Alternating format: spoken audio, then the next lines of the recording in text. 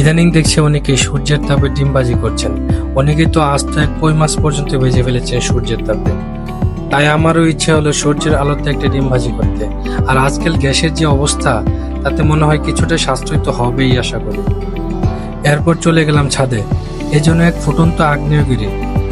প্রথমে একটি fry pan নিলাম। ফ্রাই প্যানটি প্রায় 15 মিনিটের মতো রেখে দিলাম সূর্যের তাপে। পরে তাতে তেল দিয়ে আরো 20 থেকে 25 মিনিটের অপেক্ষা। তীব্র আকাঙ্ক্ষা নিয়ে ডিমটা ভেঙে দিলাম, কিন্তু একই অবস্থা। প্রায় 40 মিনিটের পরিশ্রম এভাবে ধূলিসাৎ হবে আসলে কখনো ভাবিনি। এতক্ষণ রোদে রাখার পর যখন আমি ডিমটা ভেঙে দিলাম, তখন মনে হলো আমি কোনো ঠান্ডা পানিতে ডিমটা রেখেছি, কোনো গরম তেলের ভিতরে নয়।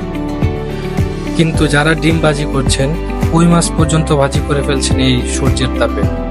কিভাবে করছেন তারা? আপনাদের জন্য কমেন্ট বক্স খোলা আছে, আপনারা কমেন্টে জানিয়ে যাবেন।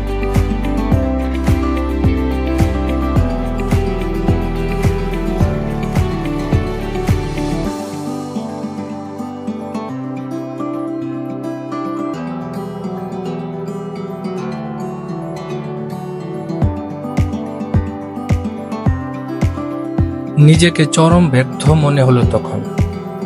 যেখানে মানুষ ডিমবাজি করছে, আস্ত কই মাছ পর্যন্ত ভেজে ফেলছেন, সেখানে আমি একটি ডিম ভাজি করতে পারছি না।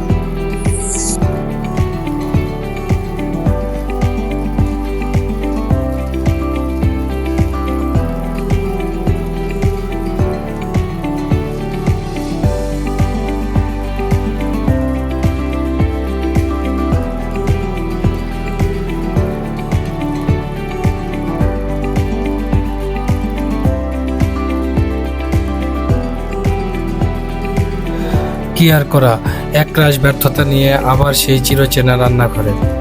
ভেবেছিলাম হয়তো এই বুঝি আমাদের রান্নাঘর পাল্টে গেল, আমাদের হয়তো আর রান্নাঘরে যেতে হবে না। আমাদের সেই চিরচেনা রান্না এবং রান্নাঘরে বৈচিত্র্য আসতে যাচ্ছে,